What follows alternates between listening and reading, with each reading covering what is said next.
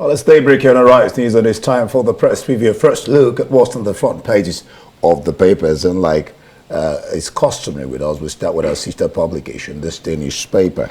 And on this front page of Adamu, the national chairman of the APC, and APC leaders visit Tinubu, consider South for Senate President, Northwest for Speaker. Some riders there. Other interests also pushing North Central for speakership. Another opposition party asked court to stop Tinubu's inauguration. Swearing in 33 days to inauguration. U.S. grants Nigerians permission to protest against presidential poll. And WHO urges Nigeria to commit 80% health sector budget to PHC on a topmast.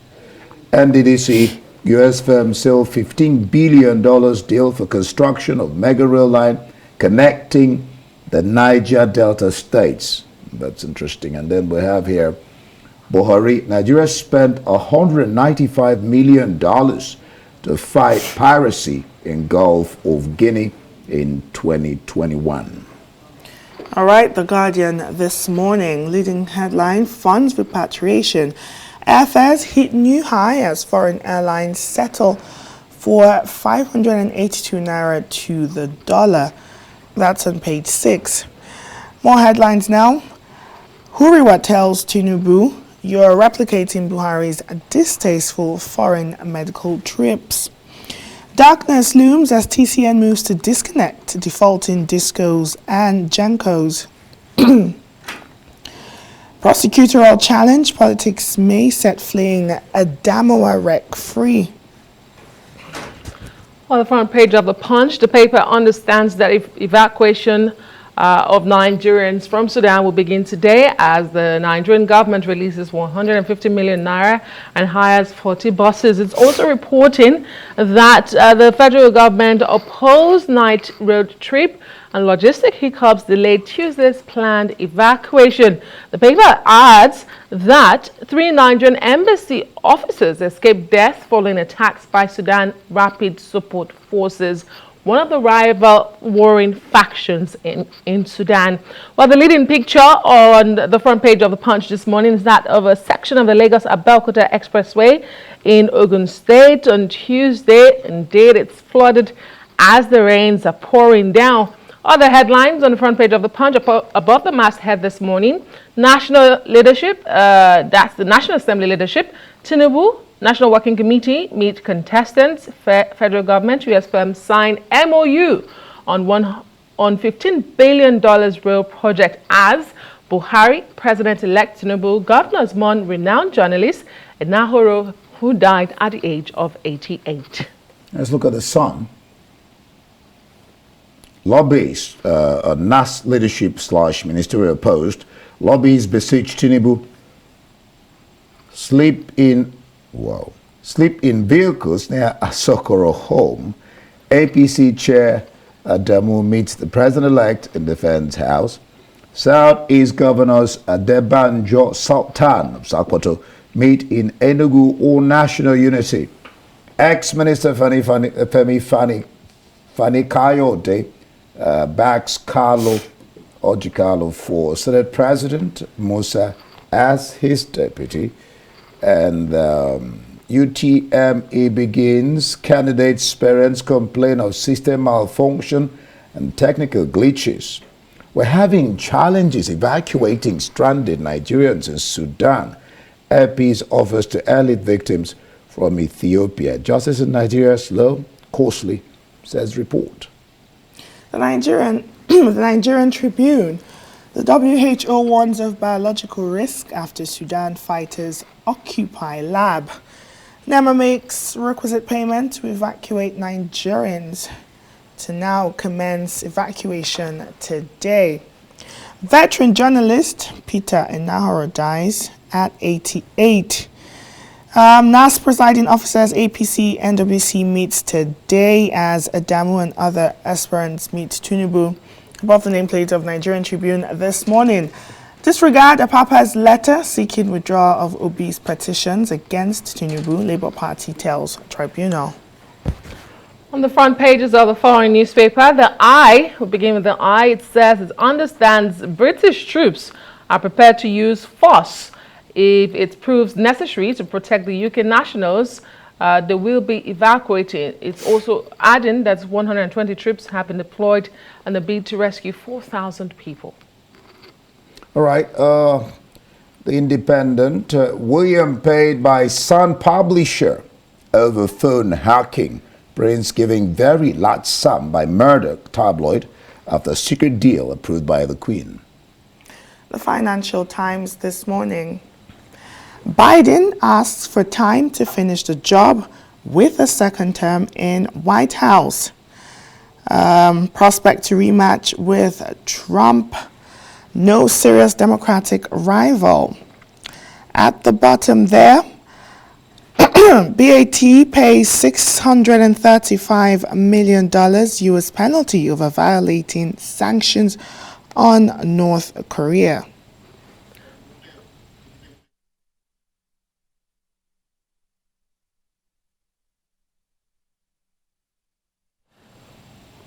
Well, let's quickly take a look at one more paper if we can. The Daily Telegraph has the headline, Harry, court claims leave coronation peace hopes in tatters. Indy, you're going to bring in Bello.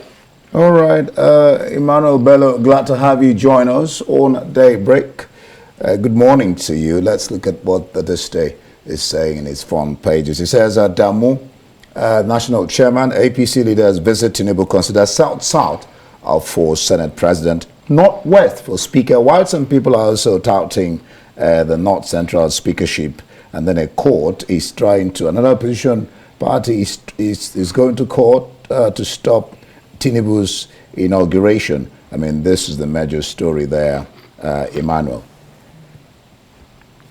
Yeah, in the very interesting stories this morning, cutting across, but I think the NAS leadership and those rescue efforts from Sudan seem to have taken the big spaces this morning. Yes, and we did say that yesterday that the president-elect is back and he is hitting the ground running. He also said it himself that he's coming for serious business. One of it is the leadership, the Senate leadership, and this day is putting it in the perspective that the other papers didn't quite look at. The Sun newspaper looked at the human angle of it, the fact that lobbyists are besieging, or they've besieged the president-elect, with a dramatic twist in one of the reports that they even slept in their vehicles just to get position. So it's the jostling, indeed, the way we know it best in this country for for positions, for leadership position, and it comes with a lot of lobbying. Just outside this place, not far from here, billboards are already up of candidates campaigning practically this time around for positions within the National Assembly. As if it's another campaigning and electionary season all over again. But that's how serious it is, and it's going to come down to the wires, basically the fault lines of zoning. And to some extent, some people even think competence. And well, the APC will have to manage this very well because it has already a deficit in their Muslim ticket. And so they might be thinking of how to ensure that every part is carried along. But this day is very clear about it that Tinubu is considering the South for the Senate president and Northwest for the speaker. Some people will say, where's the Southeast? I think in another report, Fani Kaide, with a major plank or major force in the party, is thinking Southeast and is backing Ojos or Kalu. Those were the big names, but everything is narrowing down now. With Tinubu probably going to be faced with taking the decision at the end of the day. What will he be using as his yardstick beyond zoning? Will it be his relationship with those people? What kind of Senate president does he really want? And all that. But it's up to the lawmakers themselves ultimately to decide on decide this leadership thing. And it's going to be the game of numbers at the end of the day. But yes, the jostling is on now, and the newspaper really covering the inside intrigues of this emergence. Still on some politics, let's talk about the crisis that's going on in the Labour Party. Nigerian Tribune says the Labour Party is now having to tell tribunals to disregard a factional chairman's Lamidi Apapa's letter seeking withdrawal to Obi's petitions against Tinubu, and not just Obi's petitions, other Labour Party candidates' petitions around the country. Apapa is being accused of going to the tribunals and seeking withdrawal of those cases. This is seeming like some sort of self-sabotage in the Labour Party, Manuel.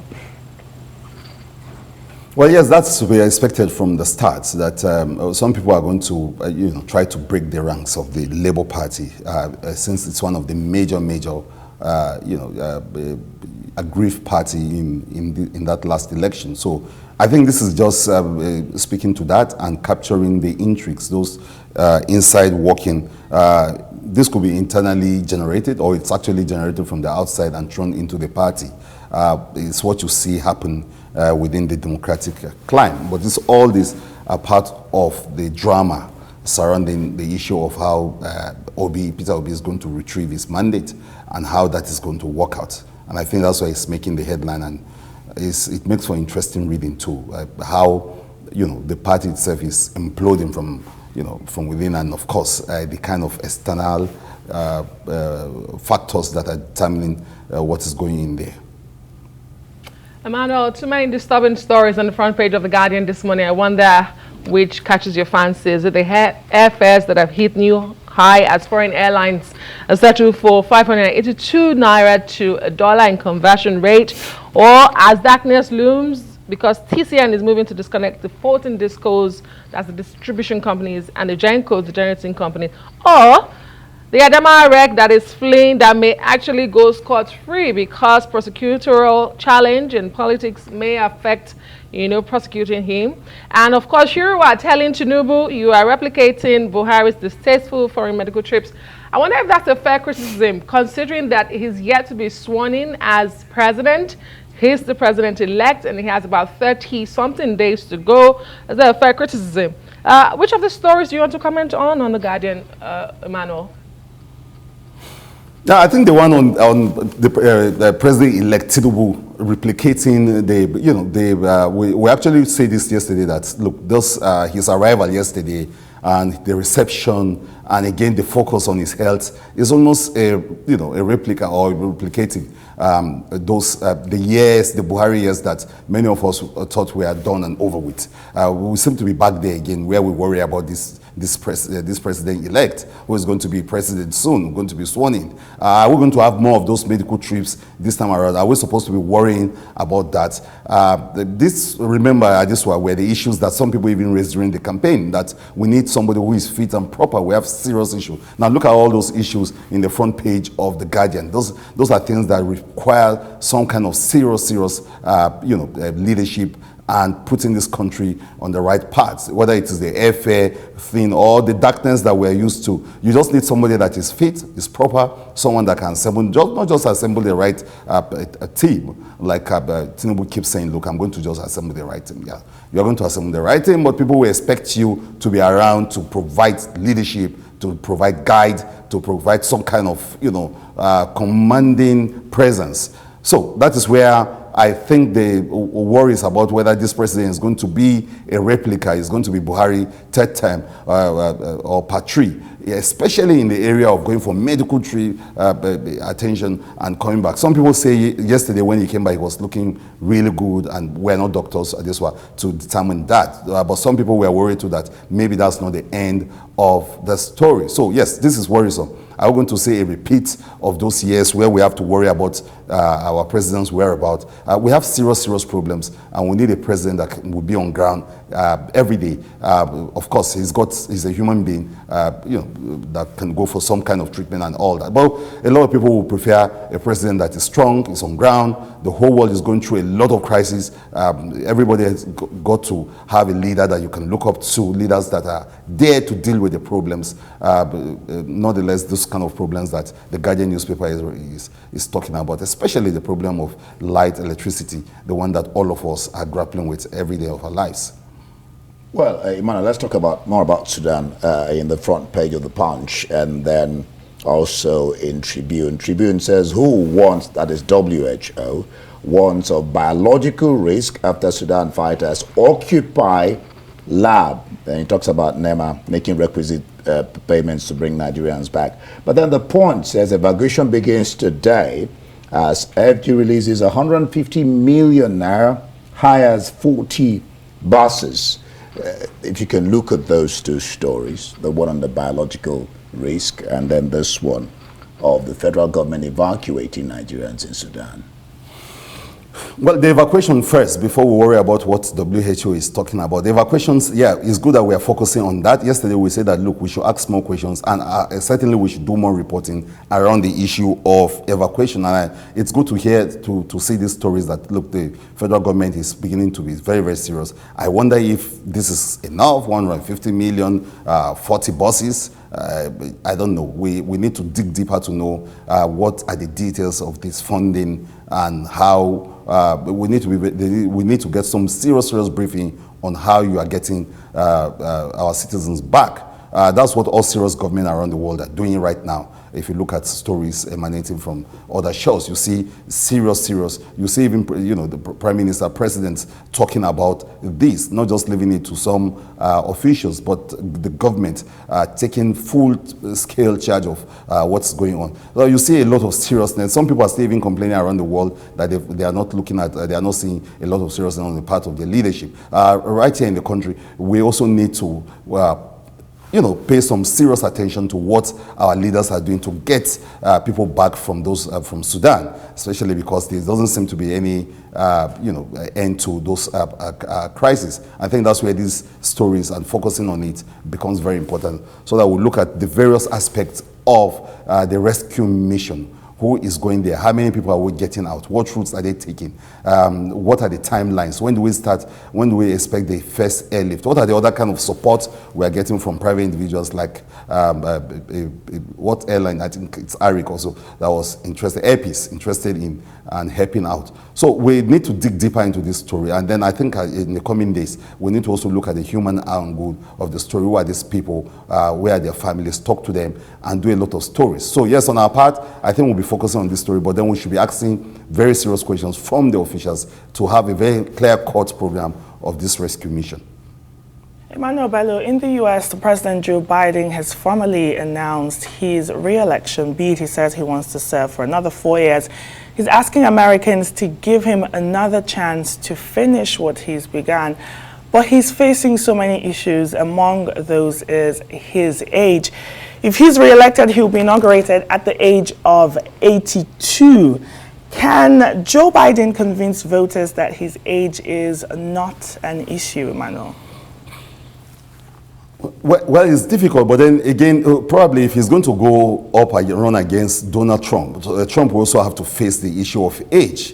And I think that's those ageism and age is on the ballot right now. And the American voter will have to worry about that, about whether they should go for old men or if it's a younger person from another party, they want to go for. But of course, it's always a two-way thing for them, the Republicans or the Democrats. So yes, these are very issues. Even as he's making his announcements to run again, a lot of conversations around his age seem to have taken center stage.